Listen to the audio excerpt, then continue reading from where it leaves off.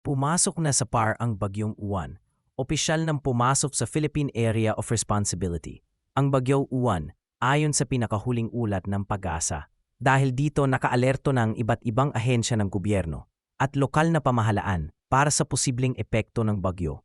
Kalagayan ng bagyo, batay sa ulat ng Pag-asa, taglay ni Uwan ang lakas ng hangin na umaabot sa 100 km/h malapit sa gitna at may pagbugsong hangin na mas malakas pa. Patuloy itong kumikilos papasok sa loob ng bansa at maaaring lumakas pa at maging ganap na bagyo, typhoon sa mga susunod na oras.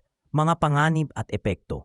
Nagbabala ang mga eksperto na posibleng maranasan ang sumusunod na epekto ng Bagyong Uwan. Malalakas hanggang sa matinding pag-ulan na maaaring magdulot ng malawakang pagbaha at pagguho ng lupa, lalo na sa mga bulubundukin at mabababang lugar. Malalakas na ihip ng hangin na maaaring maasira sa mga bahay, puno, at poste ng kuryente. Storm surge o daluyong sa mga baybaying lugar kung sakaling sabayan ito ng mataas na tubig dagat. Paalala ng mga awtoridad, nanawagan ang Pag-asa sa publiko na manatiling alerto at patuloy na makinig sa mga opisyal na anunsyo. Ang mga nakatira sa mabababang lugar o malapit sa ilog at dagat ay pinapayuhang maghanda sa posibleng paglikas. Pinag-iinspekton din ng mga lokal na pamahalaan ang mga kanal, daluyan ng tubig, at mga evacuation center upang masigurong handa sa anumang sitwasyon. Mga dapat gawin. Narito ang ilang paalala upang manatiling ligtas habang lumalapit ang Bagyong Uwan.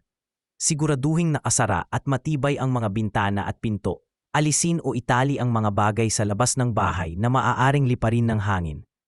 Maghanda ng emergency kit na may lamang flashlight, baterya, gamot, pagkain, tubig at mga mahahalagang dokumento. Iwasang tumambay sa gilid ng ilog, bundok o dalisdis habang malakas ang ulan. Makinig sa radyo, TV o online updates mula sa Pag-asa at lokal na pamahalaan. Ayon sa mga meteorologists, bagamat maaaring magbago ang direksyon ni Uwan, inaasahan na ang malalakas na ulan ang magdudulot ng pinakamatinding pinsala.